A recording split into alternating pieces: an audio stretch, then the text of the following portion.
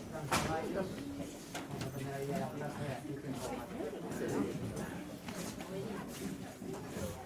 Bueno, vamos a empezar con la clasificación en sí de lo que son las enfermedades reumáticas.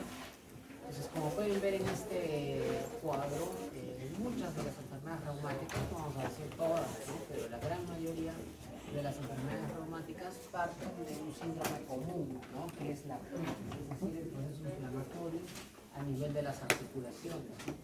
A partir de ese proceso inflamatorio, bueno, la etiología puede ser distinta, ¿no? Pueden ser enfermedades metabólicas, como es el caso de la gota, ¿no? Enfermedades de índole autoinmune, como es la que vamos a revisar hoy día, artritis reumatoide, colitis inflamatorio sistémico, ¿sí?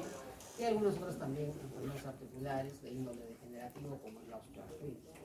Sin embargo, independientemente de la etiología, como podemos ver, comparten este síndrome común, que es la inflamación articular, en la gran mayoría de los casos de manera crónica, ¿no? O sea, con un tiempo de enfermedad de más de 6 semanas. Como ustedes pueden ver por acá en esta parte inferior de la diapositiva, en realidad existen más de 100, inclusive literatura que reporta hasta más de 200 diferentes tipos de artritis, ¿sí? Sin embargo, en un afán de intentar clasificarlas, de tener grupos homogéneos, tanto para el estudio, la investigación y la aplicación en la práctica clínica, por supuesto, se trata de tener grupos más homogéneos que pacientes comparten determinadas características para poderlos agrupar en uno de estos clústeres, ¿no? Pero entonces no se olviden eso, ese es el mensaje general, o sea, el síndrome es artritis inflamatoria, eso es lo que se busca que ustedes sepan identificar. Ya llegar al siguiente nivel de diagnóstico, decir si es un lupus, una esclerosis sistémica, una espondiloartritis, ya dependerá mucho de qué fenotipo clínico tiene el paciente. ¿Sí? Eso ya es un segundo nivel de diagnóstico, eso es un poco ya más complejo.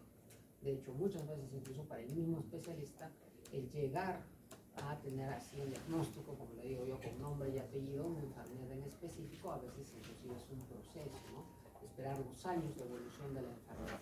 Por supuesto que tenemos, ¿no?, exámenes de laboratorio, estudios de imagen que nos permiten aproximarnos, adelantarnos a la clínica y tratar de tipificar, ¿no?, encuadrar al paciente en alguna de estas enfermedades con nombre y apellido, pero por supuesto que eso a veces no siempre se logra, solamente es la evolución de la enfermedad lo que te permite decir en qué grupo está el paciente. Bueno, lo importante de todo ello es que todas parten de un síndrome común, que es la artritis, así que es el síndrome que conviene que ustedes aprendan. Bien, vamos entonces ahora con lo que es artritis reumatoide, ¿sí? Si regresamos a nuestra tablita anterior, la artritis reumatoide está ubicada dentro de lo que son las artritis de índole autoinmune. Es la única, ¿no? Hay varias. Bien, pero vamos a empezar con artritis reumatoide. Entonces, es una enfermedad crónica, sistémica, inflamatoria. Entonces, ahí en realidad, si uno se pone a analizar cada palabrita de definición, toda palabra tiene un significado, ¿sí? Tiene una importancia clínica. Decimos que es una enfermedad crónica, es una enfermedad que no tiene cura, ¿sí? Tiene tratamiento, pero no tiene cura, es crónica, ¿sí? Es sistémica. ¿Qué hace referencia sistémica? Que la articulación, contrariamente a lo que podríamos pensar, la enfermedad, mejor dicho, no está limitada a la articulación, sino que puede haber afectaciones extraarticulares.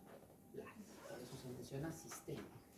Es inflamatoria por la naturaleza de la enfermedad. Recuerden lo que habíamos comentado. Las enfermedades articulares pueden ser metabólicas, inflamatorias, autoinmunes. Bueno, esta es inflamatoria autoinmune, ¿sí? Y en este caso, ¿qué nos dice? Que afecta predominantemente las articulaciones periféricas. Predominantemente. No quiere decir que solo afecte las articulaciones periféricas. También puede afectar articulaciones del esqueleto axial, pero preferentemente afecta las periféricas. Bien. Entonces, fíjense, el blanco, ¿no? El objetivo acá, el sistema inmune, lo que va a afectar en esencia es la membrana sinovial, ¿sí? La membrana sinovial, que ustedes saben que es el tapiz, ¿no? La cubierta de lo que es el componente articular, pero eso es lo que se inflama, la membrana sinovial. Por eso no va a ser raro que ustedes encuentren en sus libros de texto, en sus artículos científicos, el término sinovitis, ¿no? Está haciendo referencia a la inflamación de la membrana sinovial, que es el target, ¿no?, principal que afecta a esta enfermedad. No quiere decir lo único, ¿sí? También afecta el hueso subcontral, el cartílago, el ligamento, tendón, todo el aparato articular. Pero en esencia, o el ataque ataque ¿dónde está dirigido? Primariamente hacia la membrana sinovial. ¿Sí? Eso es muy importante desde el punto de vista de los síndromes articulares, eso ya lo revisaron, no lo vamos a repetir. Los de los síndromes articulares, la artritis reumatoide encaja en una poliartritis crónica. ¿Sí? Una poliartritis crónica nos interesa mucho el síndrome porque si ustedes tienen otros síndromes, una mono o una oligo, ya entonces el diagnóstico de AR va a ser menos probable, ¿no? La R por definición es poliartritis crónica simétrica, ¿sí? Eso también, el adjetivo erosivo también es importante, ¿no? Ustedes van a encontrar en sus libros la clasificación de que hay artritis erosivas y también hay artritis que son no erosivas, ¿sí? Entonces esa es una cosa también que nos ayuda a diferenciar. Uno se podría preguntar, doctor, ¿qué tan grave es esta enfermedad? Fíjense, la verdad que la evolución es bastante variable. Hay pacientes que pueden tener formas leves de la enfermedad, hasta pacientes que tienen enfermedad muy agresiva, ¿no? Muy destructiva para las articulaciones, muy erosiva. ¿Qué es más común, digamos, extremos? Ninguno, ¿no? Lo frecuente es que tengamos pacientes con una enfermedad de severidad intermedia, ¿no? Ni tan leve ni tan grave. La prevalencia, más o menos, ese es un aproximado, 0.8%, sin embargo es muy variable. Va a encontrar recortes de 0.2, 0.5, hasta de repente hasta un poquito por encima del 1%, ¿no? Pero digamos es el promedio. Es una enfermedad que, como la gran mayoría, no todas, pero como la gran mayoría de las enfermedades autoinmunes, es más frecuente en el sexo femenino, con una relación de 3:1 respecto a varones en el caso de la artritis reumatoide. ¿Sí? Bien, ahora, ¿por qué se da, no? ¿Qué se produce? ¿Qué genera la artritis reumatoide? Ya lo habíamos comentado, el ataque está dirigido fundamentalmente hacia la membrana sinovial. Entonces, ¿quién genera este ataque? Las células del sistema inmune, ¿sí? Entonces hay reclutamiento, acude gran cantidad de células del sistema inmune, neutrófilos, linfocitos, allí donde está ocurriendo la inflamación y perpetúan este proceso inflamatorio, ¿no? Generando una serie de mediadores inflamatorios, dentro de ellos citoquinas proinflamatorias. Esta es una que es protagonista, por ejemplo, para la artritis reumatoide, ¿no? Que es el factor de necrosis tumoral alérgica. ¿Cómo será de importante esa citoquina proinflamatoria? Que algunas terapéuticas para artritis reumatoide están específicamente dirigidas a bloquear ese factor de necrosis tumoral alfa, los famosos anti-TNFs, de los que comentaremos un poco más adelante, ¿sí?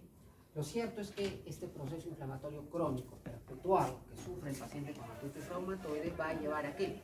A que esa membrana sinovial, como está tanto tiempo inflamada de manera crónica, va a empezar a engrosarse, va a empezar a haber engrosamiento de la membrana sinovial.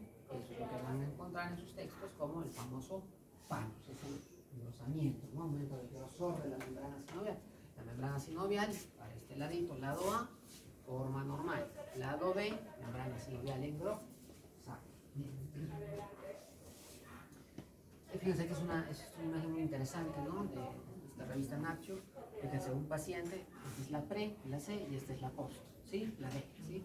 Una artritis reumatoide que va a su evolución natural, que no se hace nada por frenar la enfermedad, ¿sí? Que es lo que termina generando destrucción articular.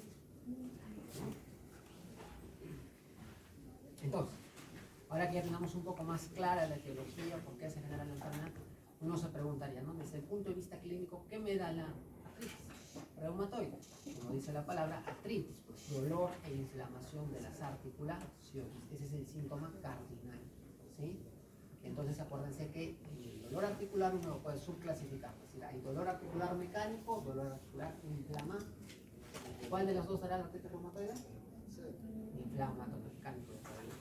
Dolor articular inflamatorio, ¿sí? Es con las características. ¿Qué es el dolor articular inflamatorio? Tarea para su clase, ¿sí? Pero es dolor articular inflamatorio. Entonces, fíjense, hay articulaciones sobre las cuales esta enfermedad tiene preferencia, afecta con más frecuencia. Fíjense, las articulaciones metacarpofalángicas tremendamente frecuentes. Prácticamente de 10 pacientes con artritis reumatoide, a 9 les duelen las metacarpofalángicas. Las articulaciones del carpo también son frecuentemente afectadas, 80%. Las interfalángicas proximales, 90%, ¿sí? Más o menos por allí se mueve la artritis reumatoide. Eso no quiere decir que pueda afectar hombros, codos, tobillos, rodillas, pies. También nos afecta, pero en menos frecuencia, por lo menos al inicio de la enfermedad. Como pueden ver, regresamos nuevamente a la definición de la enfermedad. Afecta fundamentalmente articulaciones del esqueleto periférico.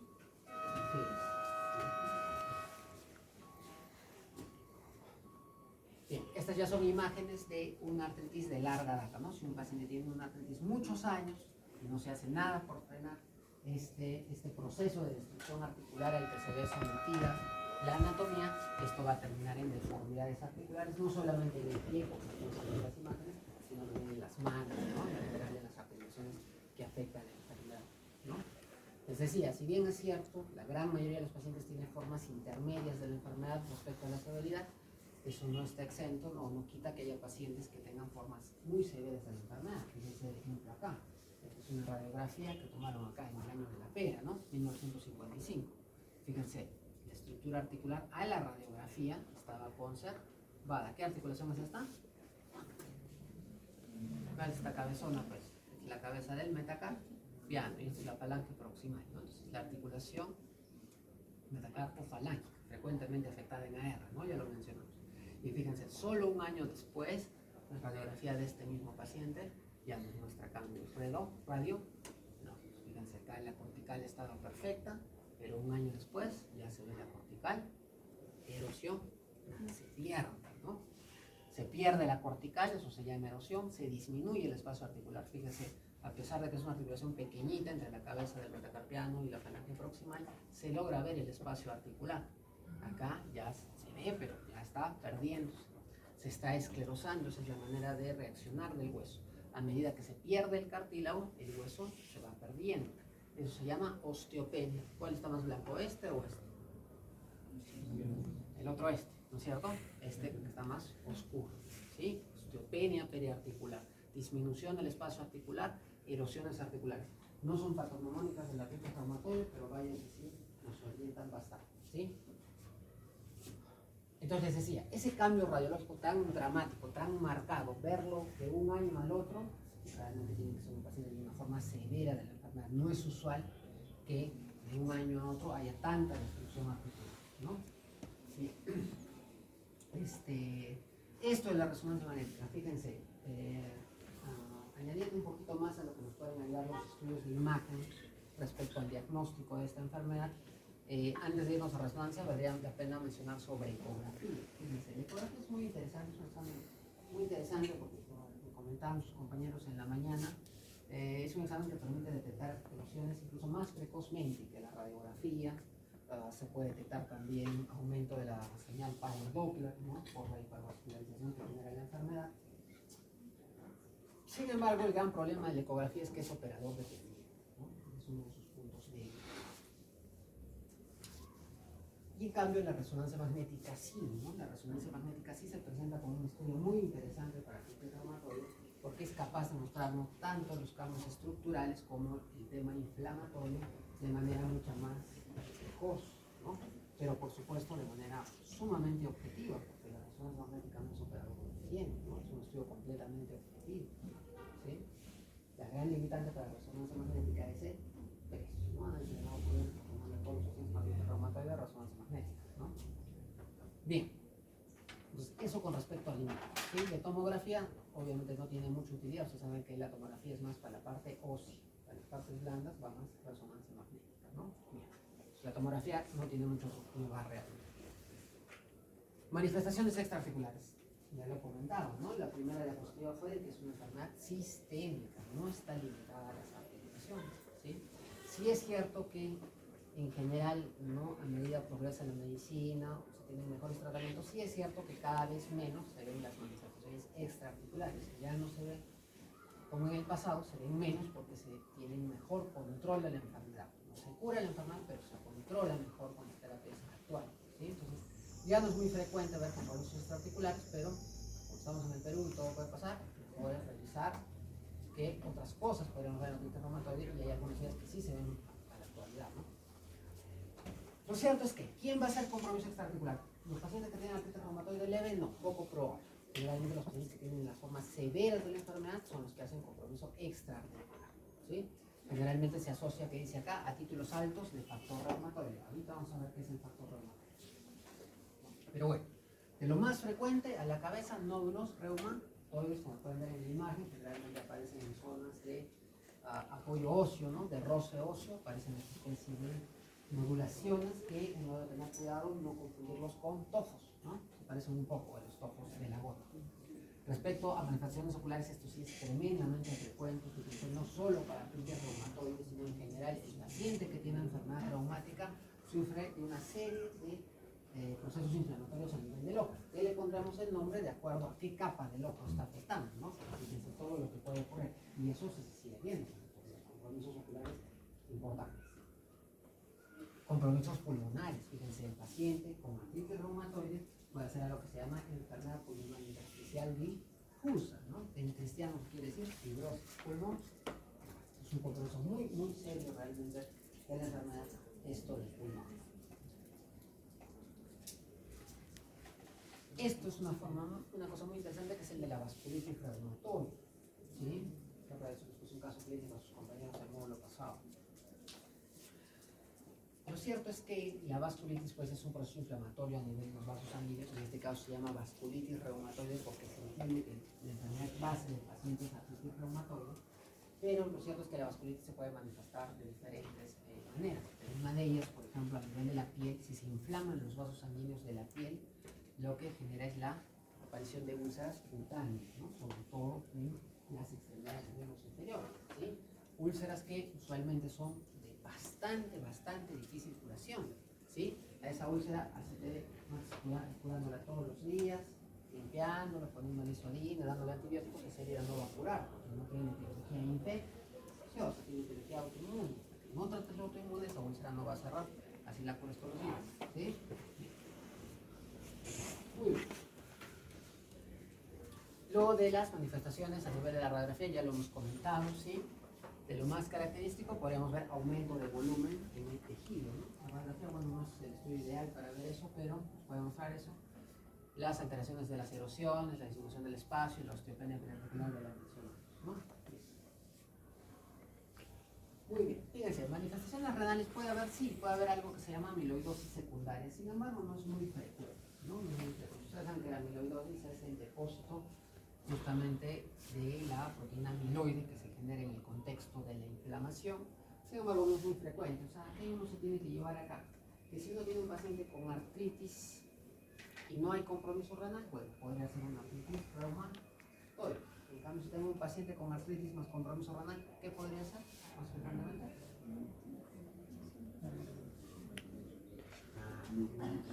Sistémico, ¿no? El lupus sí es un tipo de artritis que frecuentemente afecta al organismo, ¿no? No así la artritis reumatoide. Esto también es una cosa interesante, fíjense, no solo la artritis reumatoide en general, varias de las enfermedades reumáticas van a tener en sus textos que pacientes tienen más predisposición a sufrir de problemas oncológicos, más posibilidad de desarrollar neoplasia. Y uno podría preguntarse por qué, ¿no? Porque ¿qué relación tiene la autoinmunidad con la neoplasia? ¿Sí? ¿Es exactamente igual? ¿Qué tiene en común? Fíjense, lo concreto es que el sistema de defensa, el sistema inmune de un paciente con enfermedad reumática es un sistema inmune pues, que no funciona bien, no funciona de manera adecuada. Fíjense, ¿no? Si se ataca a sí mismo, ya se imaginan ustedes que no funciona muy bien, que digamos, ¿sí? Pero no solamente respecto a eso, sino también a la hora de defenderse de las infecciones. El sistema de defensa de un paciente reumático tampoco se defiende bien de las infecciones. No es raro que un paciente con enfermedad reumática tenga más, ¿no? Desarrolle más frecuentemente problemas infecciosos. De igual manera, ¿sí? El sistema inmune solamente nos sirve para defendernos de las infecciones. Para nada, ¿no? El sistema inmune también es responsable de controlar que no haya procesos neoplásicos, ¿sí? El sistema inmune tiene que ver con los checkpoints, ¿no? Los puntos de control para evitar la proliferación celular exagerada. Bueno, regresando al inicio, el paciente con enfermedad reumática, su sistema inmune no funciona bien. Entonces, tiene más posibilidad de desarrollar problemas neoplásicos, ¿no? Por ejemplo, el linfoma de células sueltas, que también lo van a ver en Sjögren, ¿no? Otro tipo de artritis del Sjögren que también predispone a desarrollar el linfoma de células sueltas. Entonces, ¿qué nos puede ayudar desde el punto de vista del laboratorio? Esto es una cosa importante, ¿sí? Acostumbro yo a decirles, no sé si esté bien o mal, pero yo acostumbro a decirles que artritis reumatoide es un tipo de artritis que realmente no debería representar dificultades para el diagnóstico, ¿sí? Porque a falta de uno tienes hasta 2 exámenes que te ayudan al diagnóstico respecto a lo que yo puedo usar en sangre en el laboratorio, ¿sí? Entonces, desde ese punto de vista no tendría que tener demasiada dificultad diagnóstica, ¿no? Y siempre les pongo el ejemplo versus una espondiloartritis. Una espondiloartritis sí es más complicada de diagnosticar porque ahí los exámenes son negativos, se llaman espondiloartritis seronegada. No, pero este no es el caso, ¿sí? Artritis reumatoide, tienes hasta 2 exámenes que te ayudan al diagnóstico. Tenemos el factor reumatoide y los anti-CCPs. La primera pregunta que surgiría, ¿qué es el factor reumatoide? Fíjense acá en esta pregunta. Acá está la respuesta. Factor reumatoide IgG y IgM, ¿qué quiere decir? Que son diferentes ISO. Recordemos un poquito de inmunología, ¿ya? IgG y IgM. ¿Cuál es la diferencia entre la IgM y la IgG? Ya, pues sobre todo eso para las infecciones, ¿no? El anticuerpo IgM suele salir de manera más aguda, ¿no? Y desaparece cuando se da la infección. El IgG suele persistir a lo largo del tiempo, ¿sí? Pero no es específico. ¿Qué dice? Nos lean más. El tamaño, exacto. El número deca de la IgM es un pentámero, ¿no? La IgG es un límite, ¿sí? 2 cadenas. Ya. Bueno, pero digamos, esa sería la diferencia. Uno es pentamérico y el otro es dimétrico. Pero ¿en qué se parecen? Sin importar si es IgG, IgM, ¿en qué se parecen? Anticuerpos contra IgG. Exacto, a lo que están dirigidos. Ambos, sin importar si es IgG o IgM, pero ambos están dirigiendo hacia la partecita FC, o sea, la fracción cristalizable de una inmunoglobulina G. Vamos para este lado, hacia la parte FC de una inmunoglobulina G. ¿Sí? Entonces, sin importar el isotipo, ¿qué es el factor reumatoide? Es un anticuerpo que está dirigido contra la parte FC de una inmunoglobulina G. Es un problema, pero eso es el factor reumatoide. ¿Sí? Eso es el factor reumatoide. Entonces, ¿este anticuerpo tiene rol patogénico en la enfermedad? Sí, ¿no? Por algo hemos visto que el más elevado sea el título de factor reumatoide en un paciente, probablemente esa enfermedad es más agresiva. Sí. Pero bueno, lo concreto es que es un anticuerpo que genera inflamación, está asociado, ¿no?, a la severidad de la artritis reumatoide, pero ¿de qué me sirve a mí desde el punto de vista diagnóstico? Fíjense, tremendamente útil, ¿sí? Porque está positivo hasta en el 2/3 de los pacientes, ¿no? Ya buscamos en alguna literatura que llevaban sus compañeros y decía aproximadamente el 70-75%. Entonces, ¿qué se lleva uno de lección acá? Que hasta un 25% de pacientes podría tener este examen negativo y eso no descarta el diagnóstico de artritis reumatoide. No está en el 100% de los pacientes, ¿sí?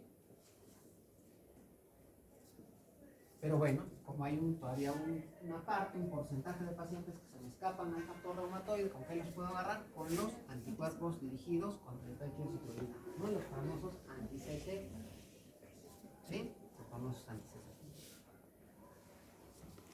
Fíjense, ¿el anti-CCP tiene una sensibilidad del 100%? No. También va a haber pacientes que sean anti-CCP negativos. Pero resulta que el fuerte del anti-CCP no es precisamente su sensibilidad, sino que el fuerte del anti-CCP es su especificidad. ¿Qué quiere decir eso? Que si yo tengo un paciente, iniciamos a nuestra primera etapa, con artritis inflamatoria crónica, y me sale el anti-CCP positivo, ya más de un 98-99% que yo lo puedo encasillar acá. Artritis reumatoide, ¿sí? Porque el cuerpo es muy específico. Si he entendido el concepto, entonces, yo puedo tener un paciente con diagnóstico de artritis reumatoide, factor reumatoide negativo, anti-CCP negativo. Sí, es poco probable, fíjense, porque ambos anticuerpos tienen una sensibilidad bastante decente, ¿sí? Entre 70 y 75%, el anti-CCP inclusive es hasta 80%, quizá un poco más, ¿sí? Es poco. Prácticamente hacer 1 o 2 de cada 10 pacientes con artritis reumatoide, pero ese escenario es posible. Que tenga un paciente con artritis reumatoide que tenga ambos exámenes negativos, pero es poco frecuente. O sea, podrían tener error diagnóstico en 10% de los pacientes, 5 o 10%. El 90% de pacientes con artritis reumatoide no se les puede escapar porque tienen más de una prueba que es posible. ¿Sí? Entonces un paciente puede tener Ambas pruebas negativas, ambas pruebas positivas, solo una de ellas positiva, la otra negativa, ¿sí? Es una combinación. Esto también es conveniente saberlo, si bien es cierto, no son anticuerpos específicos para artritis reumatoide, pero por ahí podrían usarse con un ANA positivo, ¿sí? ¿El ANA puede ser positivo en una artritis reumatoide? Sí. Porque ¿cuál es el problema del ANA? Que es un anticuerpo muy inespecífico. Si bien es cierto, es nuestro criterio de entrada, ¿sí? Para la clasificación del lupus eritematoso sistémico, van a ver que este ANA, a medida que desarrolle su clase, puede aparecer positivo en todo. En artritis reumatoide, SHORT, en esclerosis sistémica. Entonces, el gran punto débil del ANA es que su falta de especificidad. Entonces, ¿a quién se parece? Si se ha entendido, ¿al factor reumatoide o al actis ascendente? Al factor reumatoide. Sí. A ese bien. Entonces, estos eran los criterios antiguos, eran los criterios del Colegio Americano de Reumatología. ¿No? Fíjense acá solo se contemplaba factor reumatoide, no había ni siquiera el anti-CCP, ¿sí? Eran frecuentes las manifestaciones extraarticulares, formaban parte, de hecho, de los criterios para el nódulos reumatoides, ¿sí? Sin embargo, estos criterios no ya pasaron de moda, ¿sí? Los que se utilizan actualmente son los criterios del ACR-EULAR, ¿sí? Que permiten hacer un diagnóstico más precoz de la enfermedad. Definitivamente esos criterios son mejores que los del ACR. Sin embargo, cuando ustedes lean investigaciones, ¿no? Que enrolan pacientes con artritis reumatoide, no necesariamente. Seguramente lo más probable, sobre todo si son estudios modernos, van a encontrar pacientes enrolados con estos criterios, ¿no? ACR-EULAR. Pero también podría ser que encuentren estudios de investigación que todavía estén utilizando los criterios antiguos del Colegio Americano de Reumatología. ¿Sí? Bien. Bueno, lo concreto es que los criterios más actuales son estos, los de 2010. Donde, fíjense, no hay que hacerse mucho problema con los criterios de clasificación, ¿no? Porque no son otra cosa que la teoría colocada en un cuadro al cual se le asigna un puntaje. No es más que eso, ¿sí? Entonces, ¿qué es lo que dice acá? Fíjense, tiene diferentes dominios, ¿no? A, B, C y D. Entonces, fíjense cómo le otorga más puntaje cuando tiene más sentido en relación a la enfermedad. Nosotros, ¿qué hemos dicho? La artritis reumatoide afecta más articulaciones pequeñas o grandes. Pequeñas, ¿no? Hemos dicho que las hemorragias proximal, el carpo, ¿sí? Son articulaciones pequeñas. Entonces, se dan cuenta ustedes. Si son articulaciones pequeñas, cada vez en más, porque hemos dicho que es una poliartritis. Entonces, cuando tienes pequeñitas y varias, más probable que sea una artritis reumatoide. Te asignas más puntaje. ¿Sí? ¿Qué más? ¿Qué más dice acá? Parte serológica. Dijimos, factor reumatoide anti-CCP. Esto solo asigna un puntaje más al score. Yo podría tener al paciente negativo para factor reumatoide, negativo para anti-CCP, pero si el diagnóstico me lo suma con el resto de dominios, es la imagen que estábamos planteando, la figura que estamos planteando, un paciente con una artritis reumatoide cero negativo. ¿Es frecuente eso? No es frecuente, pero puede pasar. ¿Sí? ¿Qué más? De esto no habíamos comentado mucho, el famoso PSG y PCR. Fíjense, el PSG y la PCR, ¿no? La velocidad de sedimentación angular o la eritrosedimentación, a veces así también la encuentran en la bibliografía. Y las proteínas errativas, ustedes los conocen, los han revisado, son marcadores inflamatorios, marcadores de inflamación aguda. El gran problema es que son no específicos, o sea, esto no solamente se le ve en autoinmunidad, se le ve en infección, se le ve en neoplasia, ¿no? Entonces, por eso es que el score es más bajo, ¿no? ¿Tienen utilidad? Sí, sobre todo cuando, obviamente cuando están positivos, ¿no? Pero definitivamente, fíjense, es bastante débil, ¿no? Bastante, ¿no? Apenas asigna un punto. Y la duración, esto también es una cosa que vale la pena comentar, la duración de los síntomas menos de 6 semanas, más de 6 semanas. ¿Por qué creen que tendrá más puntaje cuando el paciente tiene más de 6 semanas de dolor? Es la idea, que ustedes razonen, no es porque se aprendan la tabla de memorias, sino que entiendan por qué tiene más puntaje cada ítem. Porque por definición, la primera diapositiva que dice que es una artritis crónica. Pues, obviamente, entre más tiempo, más posibilidad que sea el diagnóstico, ¿sí? Sin embargo, acá podríamos aprender alguna otra cosa muy interesante. Fíjense, ¿qué quiere decir? Yo necesito, si se entiende la idea, yo necesito entonces esperar que el paciente tenga más de 1 mes y medio de síntomas para poder diagnosticarlo. No, eso apenas vale un punto, ¿sí? Si yo tengo a un paciente que tiene inflamación articular, fíjense, de más de 10 articulaciones, corresponde 5. ¿Sí? Acá la clasificación se hace a partir de 6. Un puntaje de 6 o más ya te clasifica artritis reumatoide. Estamos poniendo el ejemplo. Yo tengo un paciente con más de 10 articulaciones inflamadas, que le sale por ahí, ni siquiera necesitamos mucho. Solamente le sale el factor reumatoide positivo, a títulos bajos. Le sumaríamos 2 puntos. 6 más 2 son 8. Ya superaste los 6. Ya tienes tu clasificación, por más de que tengan menos de 6 semanas, que no le sumaría nada al síntoma. ¿Sí? Ya tienes al paciente clasificado como artritis reumatoide. Entonces, sí, no debo esperar más del mes y medio para hacer el diagnóstico, siempre y cuando estés apoyado por los demás síntomas. ¿Sí? Porque, ¿qué es lo que pasa? De repente no tengo el mes y medio, no tengo las 6 semanas, pero por ahí solo tengo una articulación, los anticuerpos están negativos, de repente en ese contexto sí voy a necesitar ver cómo sigue evolucionando la enfermedad, esperar el mes y medio. ¿Sí? Pero si es un paciente que tiene todo lo demás, no necesito esperar a que pase el mes y medio. Fíjense, afortunadamente esta situación que nosotros estamos planteando es muy poco probable. En la práctica clínica se ve recontra poco probable. Es muy raro el paciente que te va a consultar, sobre todo un especialista, con síntomas de menos de un mes y medio, bien difícil. ¿Sí? La gran mayoría de los pacientes ya va con 3 meses, 4 meses, 2 años de síntomas. ¿Sí? Pero bueno, entonces para eso le sirve ese cuadrito saber interpretar. ¿Bien? Muy bien. Entonces, fíjense, esta es la historia natural de la enfermedad, sobre todo al inicio del cuadro clínico. ¿Sí? Una artritis reumatoide, bien difícil que sea una enfermedad, por lo menos en los primeros años, que inicie, ¿no? Empiece a activarse, esto se llama brote, y que persista así en brote todo el tiempo, así, ¿no? Que sea una línea sucia. No, eso no es usual en la artritis reumatoide, por lo menos en los primeros años de la enfermedad. Es más bien una enfermedad que tiene un comportamiento intermitente. Se activa, se desactiva, se activa, se desactiva, se activa, se desactiva. Tiene ese curso, ¿sí? Bastante intermitente.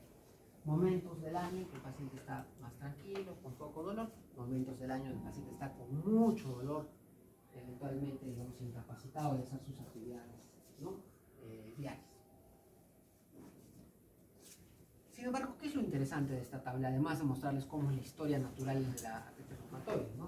Si uno podría imaginarse, si no conoce eso, que la artritis es una enfermedad que empieza y sigue solo empeorando. No es así. Es una enfermedad que tiene un curso intermitente.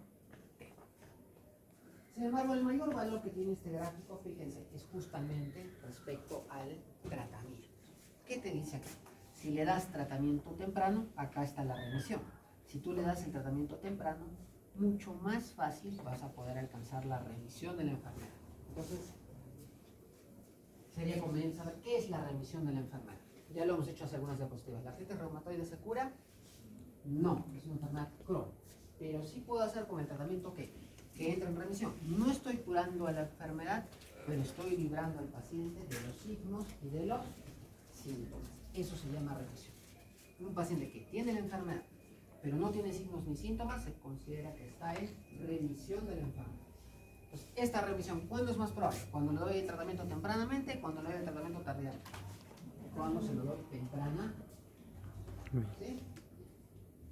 Que yo le dé el tratamiento tardíamente, ¿quiere decir que no me va a servir para nada? No, igual, fíjense cómo baja la actividad respecto a que si yo lo dejara con historia natural. Igual baja la actividad de enfermedad, pero por supuesto la posibilidad de remisión ya va a ser más baja. De repente lo voy a dejar con actividad baja, pero no voy a lograr que entre a remisión si es que doy el tratamiento muy tarde. ¿Sí? Entonces también piensan que nos íbamos a estar. Entonces nunca es tarde para tratar una artritis reumatoide. Siempre tiene algo que tratar. Como es que el pacientito yo ya lo vea deformado, con indicación de prótesis, yo qué sé. Igual nunca es tarde para tratar la enfermedad porque la enfermedad no tiene freno. O sea, no es que, bueno, o sea, te destruye la rodilla y ahí para la actividad. No, la enfermedad es crónica. Sobre el daño que haya instalado al paciente puede seguir progresando.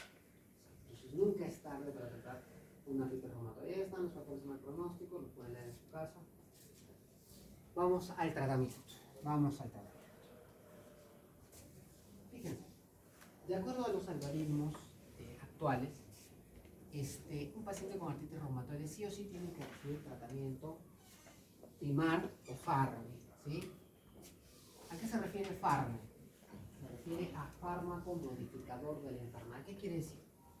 Si esta es la historia natural de la enfermedad, ¿habrá algún fármaco, algún medicamento que modifique esta evolución, que interrumpa esta evolución? Claro que sí. sí existe, y de hecho que existe más de uno, ¿sí? Sin embargo, no lo es todo. Los fármacos es lo principal en el tratamiento, pero usualmente antes de iniciar el fármaco yo tengo que iniciar una terapia sintomática. Porque finalmente al paciente no le interesa demasiado que yo altere esto probablemente es lo más importante. Para el paciente lo que le interesa es que le mejore su motivo de consulta, que en este caso es el dolor, ¿no? Entonces, parte del tratamiento de la artritis reumatoide es la utilización de medicación sintomática, medicación que sea capaz de bajar el dolor, la inflamación de las articulaciones, ¿sí? Para eso que puedo utilizar AINES, ¿no? Ustedes saben que existen los COX-1, los COX-2, ahí podemos mencionar un montón de medicamentos, ¿no? Ibuprofeno, naproxeno, diclofenaco, meloxicam, celecoxib, torcoxib, indometacina, todos los AINES de todos los colores y sabores que ustedes consideren, ¿sí? ¿Cuál es mejor, un COX-1 o COX-2? Ustedes saben que eso es dependiendo de EPA. Si es un paciente que tiene antecedentes de úlcera péptica, pues será mejor que le recete un COX-2, ¿sí?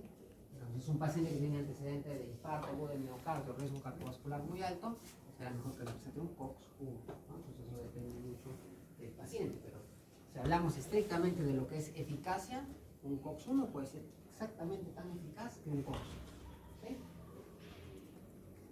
Vamos a los corticoides. Fíjense, los corticoides se pueden utilizar de manera localizada, como ven en la figura. Si tengo un paciente con artritis y me viene al consultorio con la rodilla muy inflamada, una buena terapéutica es administrarle un corticoide de manera intraarticular, como están viendo en la imagen, para que desinflame la rodilla.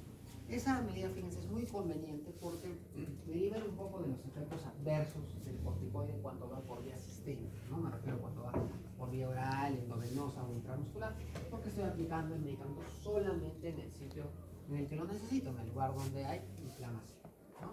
El corticoide más frecuentemente utilizado es la triamcinolona, por lo menos en nuestro país. Ya casi viene, entonces todos estos señores, AINES y corticoides, se comportan como medidas meramente sintomáticas. Importantes, claro que sí, importantes, para ayudar con el dolor de inflamación al paciente. Sin embargo, el núcleo central del tratamiento del paciente con artritis reumatoide es la utilización de los fármacos o el MARS que comentábamos hace un momento, ¿sí? Entonces, el tratamiento de primera elección para una artritis reumatoide se llama metotrexato. Ustedes van a ver, no solamente es para artritis reumatoide, en general el metotrexato tiene utilidad para el compromiso articular de la enfermedad reumática, ¿sí? Una reumática que sea inflamatoria o autoinmune, pues metotrexato es una palabrita que se va a usar muy seguido a medida que sigan revisando el resto de enfermedades reumáticas, ¿sí? Más o menos la dosis a la que se puede utilizar es de 7.5, otra literatura dice desde los 10 miligramos hasta un máximo de 25 miligramos a la semana, ¿sí? El metotrexato se puede utilizar a dosis superiores a los 25 miligramos, pero generalmente para otras indicaciones, por ejemplo para problemas neoplásicos, ¿no? Pero para enfermedades reumáticas se utilizan dosis más reducidas. Y entonces acá viene la pregunta del $1.000.000. MA significa mecanismo de acción, ¿no? Dice que la acción del metotrexato es que disminuye la proliferación celular. Entonces acá sería conveniente razonar, no perder de memoria, correcto, sino razonar y decir, ¿por qué un fármaco que disminuye la proliferación celular me podría ayudar en artritis reumatoide? ¿Alguna idea?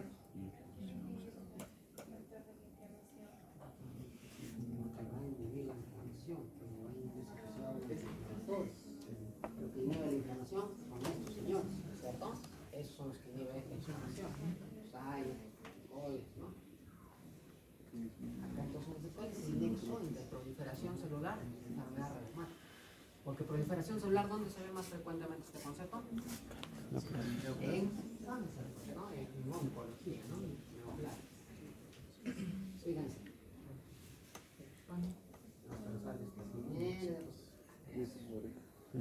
Este proceso inflamatorio, ¿sí?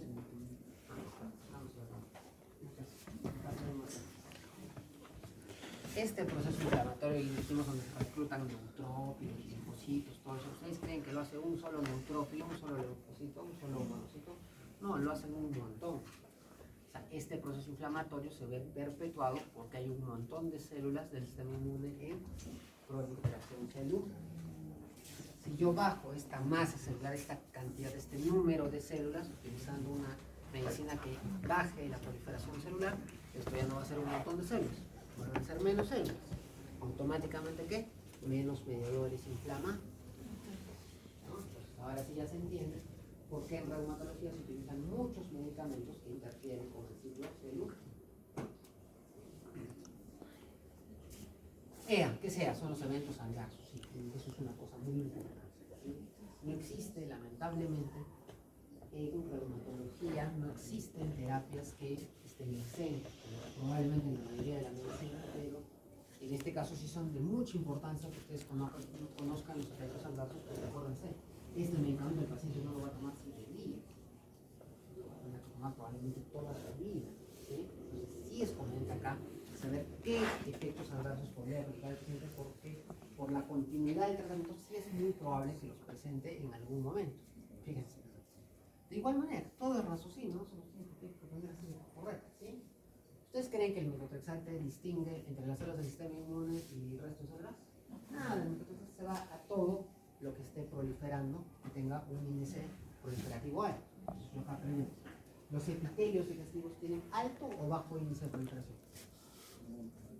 Alto, pues, ¿no? La mucosa intestinal, la mucosa oral están recambiándose frecuentemente esos epitelios, ¿sí?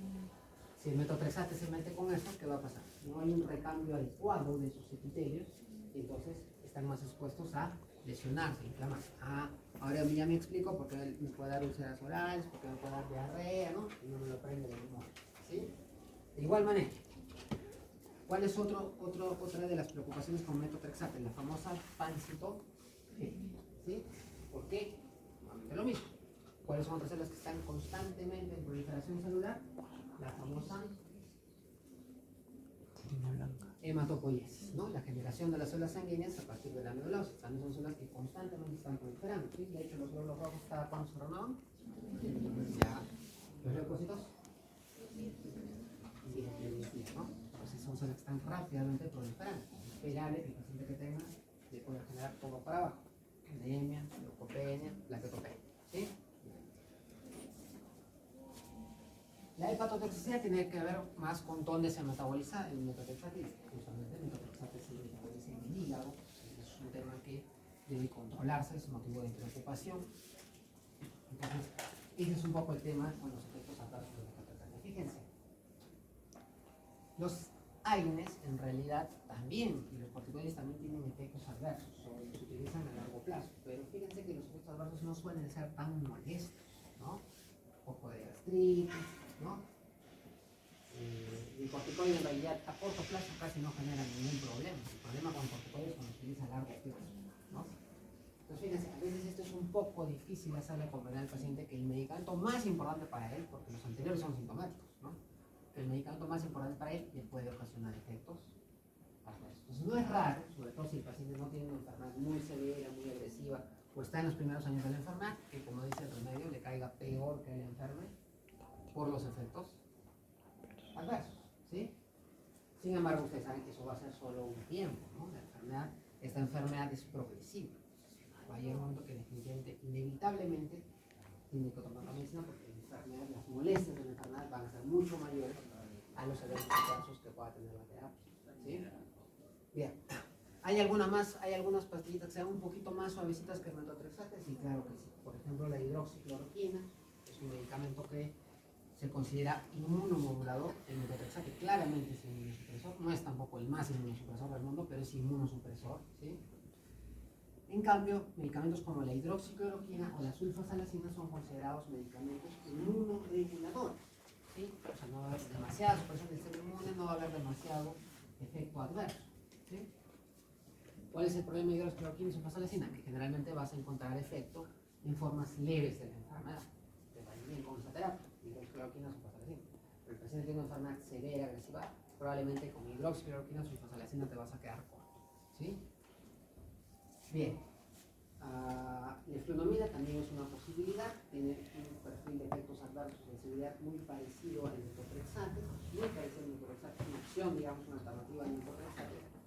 Y entonces, más o menos, acá tienen como que un pequeño algoritmo, ¿no? La terapia sintomática, la terapia puente, como habíamos dicho, ¿no? es básicamente los AINES y los corticoides. Generalmente la dosis baja, poco tiempo, solo debe ser un tiempo, eso se llama terapia puente. Sí o sí el paciente, o sea, ya actualmente para artritis reumatoide no es aceptado que el paciente solamente se trate con AINES y corticoides a dosis bajas. Tiene que recibir sí o sí fármacos, ¿no? Ya hemos mencionado algunos de ellos: metotrexate, leflunomida, sulfasalazina, hidroxicloroquina. Son los únicos, doctor, no hay como 11, ¿sí? Vamos a ir un poco. Entonces les decía, sí o sí tiene que ir un DIMAR. De primera elección va a ser metotrexate. Eso se llama monoterapia, ¿sí? Ustedes ven algún paciente que tenga su recetita: metotrexate, ibuprofeno, prednisona 5 miligramos cada 24 horas. Ustedes sí bien que ese paciente está en monoterapia, doble terapia, triple terapia. ¿Qué? Al fuerte, pues no se entiende. Yo estoy viejito, no escucho. Monoterapia, doble terapia, triple terapia. Otra vez, metotrexate, prednisona 5 cada 24, ibuprofeno 400 cada 12. Monoterapia, terapia doble, terapia doble. Monoterapia, ¿sí? A pesar que está recibiendo 3 medicamentos, pero de esos 3, el único que se comporta como modificador de la enfermedad es el metotrexate. Está como monoterapia, ¿sí? Los otros solo son sintógenos. Entonces, ¿qué te dicen las guías? Empieza con metotrexate, es el medicamento de primera elección, a excepción, ya les he dicho que fuera una artritis no muy severa, podrías arrancar con sulfasalazina o hidroxicloroquina, ¿no? Pero ya digamos, una artritis moderada o severa, metotrexate de primera elección. Bien. Y entonces te dice que le des el tratamiento al paciente por lo menos 3 a 6 meses. Si no hay respuesta, vas a terapia doble. Entonces acá convendría saber qué es terapia doble. La terapia doble es la adición al metotrexate de sulfasalazina o hidroxicloroquina, ¿sí? Otra vez metotrexate, hidroxicloroquina, ibuprofeno, prednisona. Hasta ahí está con terapia doble, ¿sí? Y la terapia triple está escrita acá: metotrexate, hidroxicloroquina o sulfasalazina, y la unión de sulfasalazina, o sea, los 3 medicamentos. Como yo les dije, en este esquema de terapia triple, cuando el paciente ya ha fracasado la terapia doble, digamos, ¿no? Y es indicado escalar hasta la terapia triple, en este esquema, ¿qué podría modificar? Si el paciente, por ejemplo, es intolerante a metotrexate, podría reemplazar el metotrexate por la leflunomida y ser la terapia triple del paciente: hidroxicloroquina, leflunomida y sulfasalazina, ¿sí? No se suele, de que se puede, todo se puede decir, pero no se suele asociar mucho metotrexate con leflunomida, por justamente, como tiene efectos adversos parecidos a la cabeza, la hepatotoxicidad, no se suele, no es tan recomendable juntar leflunomida con metotrexate. Sin embargo, hay pacientes, ¿sí?, por la misma evolución de la enfermedad. ¿Ustedes cuánto tiempo creen que se puede tratar a un paciente con artritis reumatoide? Años, ¿sí? Un paciente con artritis reumatoide lo puedes tratar 30 años, 40 años de su vida, ¿sí? Porque es una enfermedad crónica, ¿sí? Habría que tomarse a ver ustedes en sus rotaciones, a ver dónde tienen los pacientes con más años de enfermedad, ¿sí? Pero sí, un día habitual en consultorio, en hospital, tenemos pacientes con 20 años de enfermedad, 30 años de enfermedad, ¿sí? Y de repente hay que esperar hasta que nos ganen, no lo sé, ¿no? Pero a lo que voy es que en tantos años de enfermedad, sí, pues este tipo de terapias, este algoritmo que yo les voy presentando acá, puede entrar en fallas, ¿no? O sea, un paciente, bueno, puede estar con monoterapia 10, 15 años, pero puede suceder a veces que la monoterapia le dure 6 meses, ¿sí? O sea, el metotrexate responde muy bien al metotrexate, pero los 6 meses ya no, la enfermedad está más activa que el tratamiento, ¿sí? Entonces, por eso ahí está digamos, este algoritmo de ir avanzando en las terapias poco a poco, porque es una cosa de largo plazo, ¿sí? Y entonces, ¿qué hago cuando ya el paciente fracasa en la terapia triple? ¿Sí? Ya intenté metotrexate, hidroxicloroquina, sulfasalazina, le di la vuelta y el paciente sigue aquí. No queda otra que irte al tratamiento biológico, ¿sí? ¿Qué es el biológico? Las anteriores medicinas que hemos mencionado antes de esta diapositiva son los famosos fármacos sintético convención. Como dice su nombre, son fármacos que han sido sintetizados y que se mencionan convencionales porque es la medicina clásica que se ha utilizado en la artritis reumatoide, ¿no? Sin embargo, los biológicos ya no son sustancias químicas, digamos, ya no son fórmulas químicas. El agente biológico, como dice su nombre, es un biológico, es un anticuerpo, Es una sustancia que se ha generado a partir de una célula. ¿Sí? Esa tecnología para generar un anticuerpo específicamente diseñado para bloquear una citoquina, obviamente tiene una repercusión tremenda en dos cosas. Primero, en la especificidad del tratamiento. ¿Sí? Cuando hablamos de metotrexate, hablamos de un medicamento que combatía la proliferación celular. ¿Sí? También agarraban los neutrófilos, los linfocitos, los macrófagos por ahí. Cuando hablo de un biológico, hablo de una sustancia específicamente diseñada para bloquear el mediador inflamatorio. Entonces, ustedes, ¿cuál creen que tenga menos efectos adversos? ¿El convencional o el biológico? Fíjense, en realidad es bastante debatible. ¿Sí? Eso es bastante debatible. Todavía no se tiene una respuesta absoluta. Si tú solo te fijas en la inmunología, no, oye, el biológico tiene menos posibilidad de hacer efectos adversos porque es una terapia más específica. Solo estás bloqueando esta vía del sistema de defensa. Y cuando tú pones metotrexate, azatioprina, ¿no? otros antirreumáticos, estás bajando la proliferación celular, estás agarrando varias vías. No solamente va a haber menos producción de TNF, sino de interleucina 1, de interleucina 6, ¿sí? Entonces, desde el punto de vista de la especificidad, claro, un biológico tendría que ser más seguro, porque es una terapia más dirigida, más específica, no sé cómo explicarlo, ¿sí? Sin embargo, el tema es que, como son medicinas más modernas, los biológicos también se tiene un poco de preocupación en su uso a largo plazo. ¿Sí? Cada vez los estudios están a 10 años, 15 años, cada vez se habla de más seguridad. Sin embargo, tampoco son medicinas que se utilizan hace 100 años. Entonces hay un poco de preocupación respecto a los resultados a largo plazo y aparte porque se han descrito efectos adversos muy serios, ¿no? Con los biológicos, por ejemplo, la posibilidad de reactivación de una tuberculosis o enfermedades desmielinizantes, ¿sí?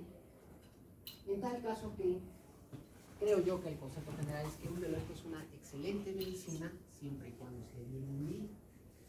¿Sí? Siempre y cuando te hayas pasado ese algoritmo de ir por las terapias convencionales y hayas subido progresivamente. Eso no quiere decir, o no les extrañe, que de repente por ahí ustedes ven algún paciente o alguna rotación que de frente le han iniciado tratamiento biológico sin pasar por lo convencional. Pero generalmente eso sería aceptable o más aceptable cuando un paciente tiene factores de MAIPRO, ¿no? Que es una artritis de chiste leve, moderada, que puede controlarla con hidroxi, con sulfasalazina. Por ahí poner un biológico bastante debate. ¿Sí? Bueno, pero donde no hay debate es que si el paciente me falla terapia triple, sí, pues tiene que ir a biológico, porque su enfermedad es más fuerte, que en mi caso, si un convencional. Entonces, fíjense, respecto al primer biológico, hay varios biológicos, pero la primera clase de biológicos son los anti-TNF, ¿sí? Los que decíamos que bloquean al factor de necrosis tumoral alto. Doctor, ¿por qué hay tantos anti-TNF si todos hacen lo mismo? Todos bloquean el factor de necrosis tumoral. Justamente porque en su composición, o sea, ¿en qué se diferencia un anti-TNF de otro? Infliximab, etanercept, adalimumab, ¿en qué se diferencia? En su estructura, ¿sí? ¿Qué tanta parte es murina? Lo pueden haber sintetizado a partir de una célula, murina o célula humana. Eso es lo que hace diferencia. Doctor, ¿no importa si es de ratón o de ser humano? No, sí importa porque eso también va a dar o va a estar relacionado con los efectos adversos. Si el biológico tiene más componente murino que humano, ¿las reacciones alérgicas serán más probables o menos probables? Menos probables, porque no estás exponiendo al paciente a proteínas murinas, ¿sí? Pero también, ¿qué tienes en contraposición? Entre más humanizado sea el anti-TNF, también va a ser más costoso. Por supuesto, tiene mejor perfil de seguridad, ¿sí? Entonces, los principales, los que tienen parte murina, los originales son, por ejemplo, el infliximab, ¿no? Etanercept es una proteína de fusión. Pero, por ejemplo, los biológicos más modernos, como sertolizumab, pegol o golimumab, son más humanizados que el infliximab, ¿no? Entonces, tienen menos posibilidad de entonces, pero esa es la diferencia. A veces uno podría preguntarse qué diferencia, ¿no? ¿Por qué hay tantos anti-TNF? Es por esa razón, ¿no? No son diferentes nombres comerciales, son nombres, vamos a decir, genéricos, entre comillas, ¿no? Pero existen diferentes tipos justamente en razón de qué tan humanizados o murinos son. Bien. Les decía, no solo los anti-TNF, porque resulta que la artritis reumatoide no solo es factor de necrosis tumoral alta, también hay gran producción de interleucina 6, interleucina 1, hay un montón de linfocitos B activados, ¿no? Entonces también pueden utilizar terapias dirigidas a esas citoquinas o a esas células. Entonces se habla de una gran posibilidad de utilización de otros biológicos que generalmente se consideran ante el fracaso a los anti-TNF. O sea, en terapia biológica casi siempre, o la mayoría de las guías coinciden que debe ser anti-TNF la primera elección, ¿sí?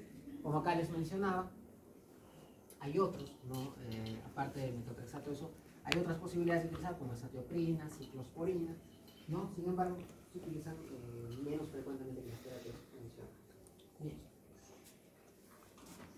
Esta es una cosa sumamente interesante, ahí está el artículo para el que quiera leer, ¿sí?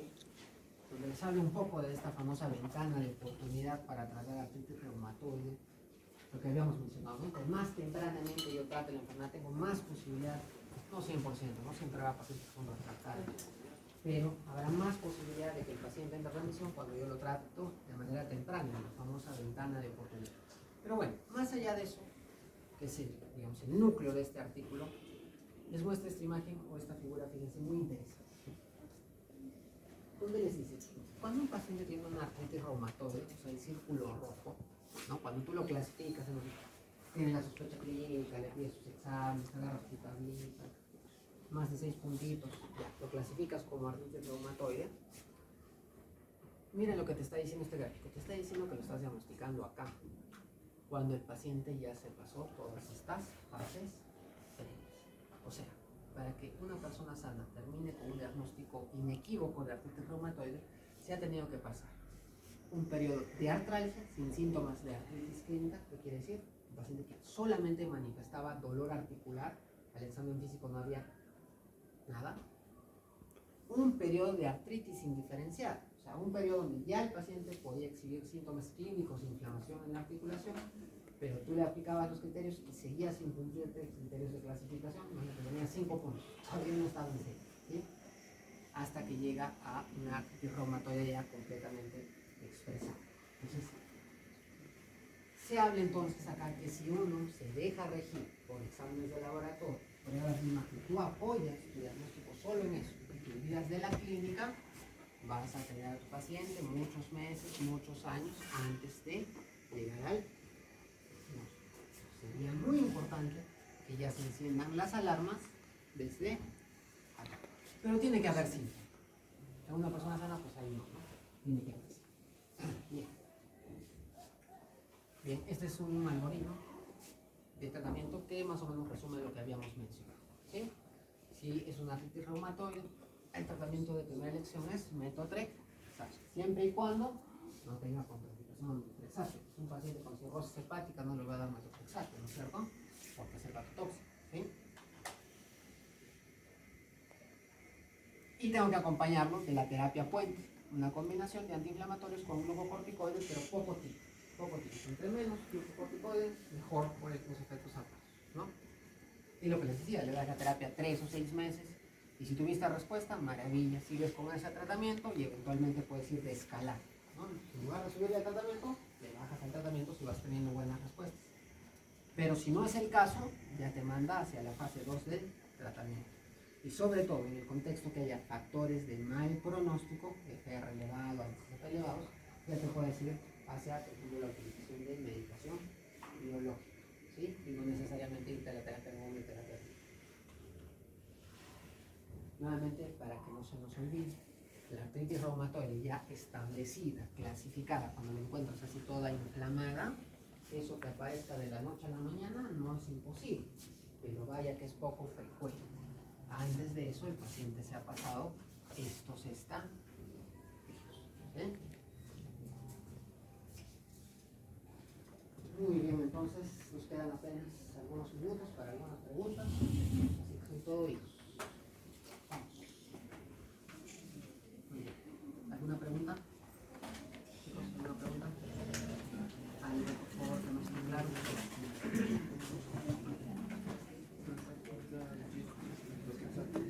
¿Qué van pensando en su pregunta? ¿Quién es la delegada de la clase? Vamos a ver, pero mucho gusto. Estamos bien. No. ¿Qué te pasa?